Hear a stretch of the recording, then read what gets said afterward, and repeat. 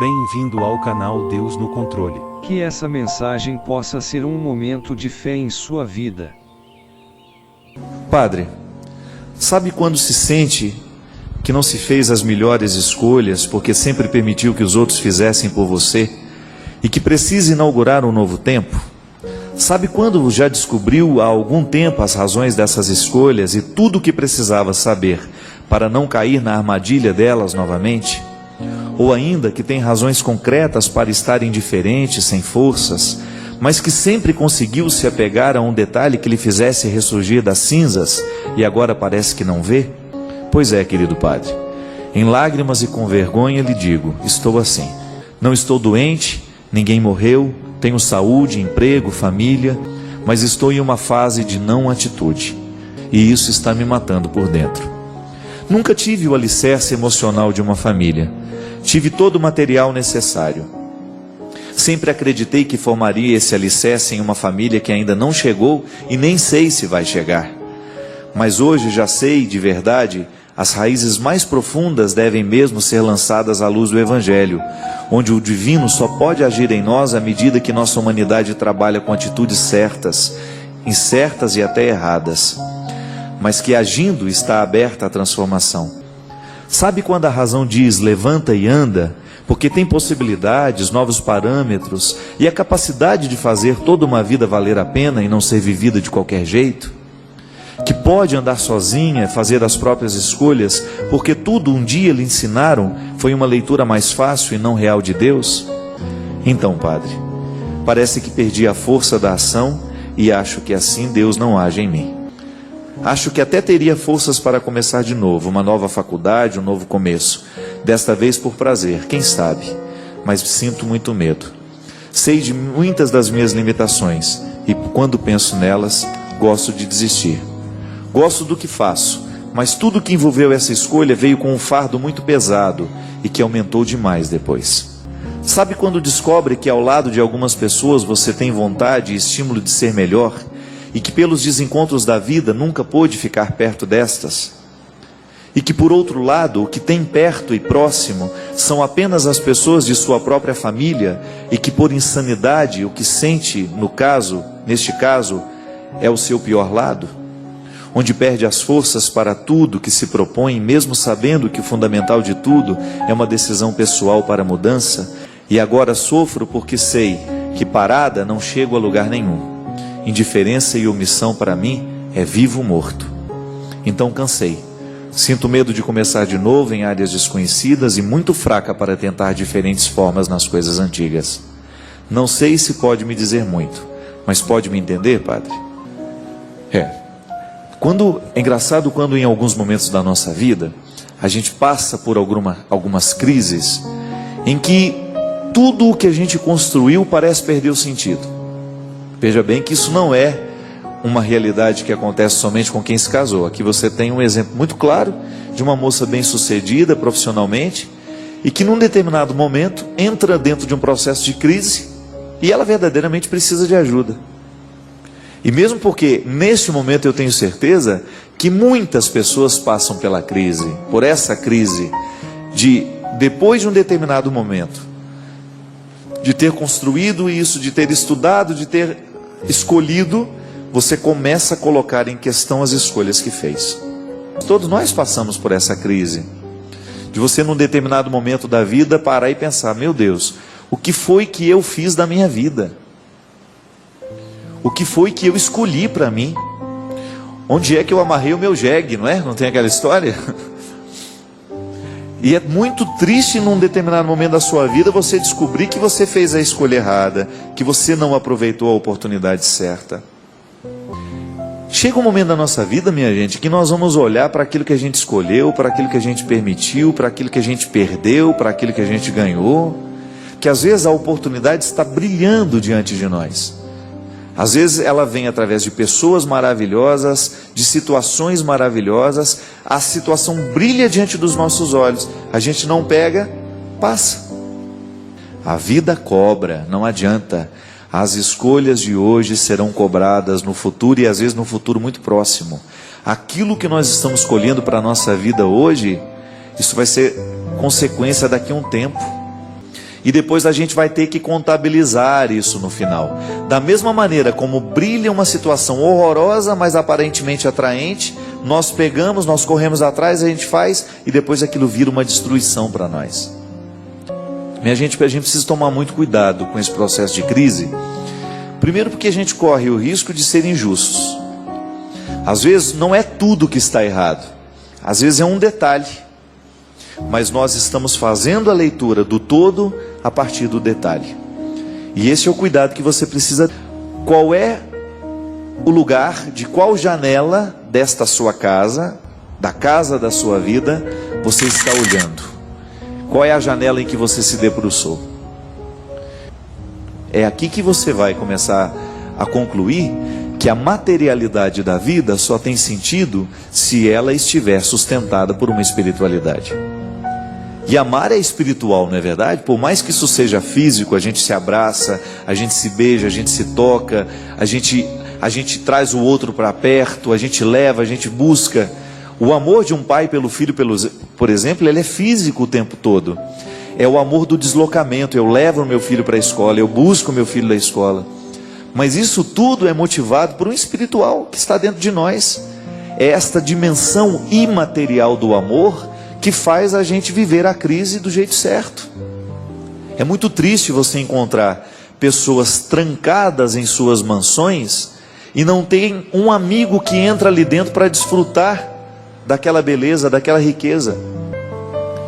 Se a gente está sem a estabilidade emocional, afetiva, espiritual, a gente não dá conta de atribuir sentido a tudo que a gente construiu materialmente. É assim que a gente explica, minha gente, a infelicidade de pessoas riquíssimas e que não tem sequer um amigo para entrar dentro da casa e desfrutar do prazer que ela tem. Qual é a contradição aqui? Eu busquei, eu realizei, mas agora não tenho com quem dividir o que eu encontrei, o que eu realizei. Porque, olha gente, vou testemunhar isso para vocês, isso eu experimento na minha carne. Por aquilo que eu vejo, por aquilo que eu sinto. O pior não é estar em crise. O pior é você não ter alguém com quem você possa dividir a sua crise. Essa é a pior de todas as crises. É você reconhecer que diante dos seus problemas, das suas dificuldades, você está só. Você não tem a quem recorrer.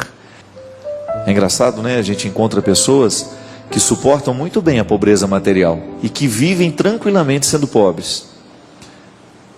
Agora, se falta a riqueza afetiva, a riqueza espiritual, não sobra nada da gente. Podemos ter um aparato de coisas, de sucesso, de reconhecimentos em torno de nós, mas se a gente não tem alguém para olhar nos nossos olhos e nos dizer, olha, parabéns pelo sucesso, alguém que você sabe que verdadeiramente está vivendo aquele momento com você, a crise se estabelece e ela se torna definitiva dentro de nós. A maior pobreza que nós podemos viver na vida é esta: eu olhar para o meu telefone, ver 200, 300 contatos, mas eu não reconhecer em 200, 300 contatos alguém que eu possa ligar para chorar, para contar a minha dificuldade e saber que do outro lado eu vou encontrar alguém com uma palavra que vai verdadeiramente me ajudar a viver a dificuldade da vida. A solidão, minha gente, é uma das coisas mais doídas que nós podemos enfrentar na vida. Quando você não tem mesmo para quem você deixar a sua herança, né? E não é só a herança material, não. Eu estou falando essa coisa de você emprestar o sentido para alguém. Você ter alguém do seu lado que você cuida. Alguém que está do seu lado que cuida de você. Essa experiência mútua do cuidar e ser cuidado, isso é profundamente realizador na vida de uma pessoa. E é isso que faz falta. É isso que vai gerando crise, é isso que vai gerando tristeza. Quando você percebe que o seu mundo está vazio. Ele tem uma boa estrutura material, ele tem uma boa estrutura de realizações, mas falta a melhor de todas elas, que é a realização afetiva. Porque às vezes, minha gente, a gente não consegue dentro de casa, a gente não consegue com a família, mas você tem um amigo que é como um irmão. Não é verdade isso? Todos de nós podemos testemunhar isso. Em muitos momentos da nossa vida, o que nos segura não são os nossos irmãos, não são os nossos parentes, não. Quem nos segura para a gente ficar de pé muitas vezes são os estranhos que chegaram, mas que se transformaram em peças fundamentais na nossa vida por causa da maneira responsável como nos olharam, nos agregaram. Se a pessoa não nos agrega, se ela não nos faz crescer, se a gente é apenas um depósito das necessidades dela, ela não nos agrega com nada. E a gente descobre que a gente vive perfeitamente sem ela. Porque lamentavelmente, minha gente, nós temos muitos colegas, mas amigos de verdade, e amigos que agreguem, né? Que digam alguma coisa, que tenham alguma coisa, que tenham uma visão nova para nos emprestar. Isso é muito bonito. Você estar ao lado de pessoas que tenham uma visão nova para lhe ajudar a enxergar a vida. Se você tem, faça de tudo para você manter esses vínculos o mais tempo possível, porque isso é uma riqueza, minha filha, que você não encontra nos shoppings para você comprar, você não encontra nas prateleiras da loja. Quem conquistou, conquistou. Por isso que muitas vezes as relações familiares são tão fragilizadas. É porque muitas vezes os irmãos, os pais, os familiares não agregam. E é muito triste você chegar a essa conclusão, de que você recebeu muito mais de fora do que daqueles que eram da sua casa. Quando muitas vezes o contexto da família, ele representa só problemas, só dificuldades, não são pessoas que vão te agregar, não são pessoas que vão te promover, que vão lhe ajudar a superar as suas dificuldades. Então a gente vai ficando frágil, a gente não vai tendo esse referencial. Mas não, se você chega à conclusão de que você não tem um referencial dentro da sua casa, o ideal é que fosse lá. Mas então comece a estabelecer vínculos que possam representar isso para você. Pessoas que verdadeiramente vão ajudar você a vencer na vida, a curar um pouco desta aridez afetiva que você tem, esta aridez espiritual, de pessoas que vão lhe ajudar a vencer essas crises, que estarão do seu lado no momento delas. Há momentos em que a gente planta, há momentos em que a gente colhe. A sorte, minha filha, é que você tem apenas 33 anos e ainda dá tempo de plantar muita coisa boa, de reverter esse quadro familiar. Claro que é possível. Você não precisa ser amigo de todo mundo dentro de casa, não. Às vezes nem é possível isso. Mas você precisa estabelecer laços fecundos com as pessoas que estão do seu lado. Se a gente começa a olhar o detalhe que nos incomoda e nós o fazemos crescer, ele realmente vai tomando conta do todo. E o interessante, Vanessa, é que a sua carta parece demonstrar que, mesmo você tendo toda essa realização profissional, você vive uma instabilidade emocional muito grande dentro da sua casa. E essa muitas vezes, gente, é a causa de muitas crises. Porque não adianta a gente conseguir, não adianta a gente ter, não adianta a gente chegar lá. A gente precisa ter alguém que veja o que a gente conseguiu, que nos apoie para chegar lá, que esteja do nosso lado no momento em que nós chegamos lá. E Jesus já dizia, né? Quem é igual encontrar a pérola preciosa.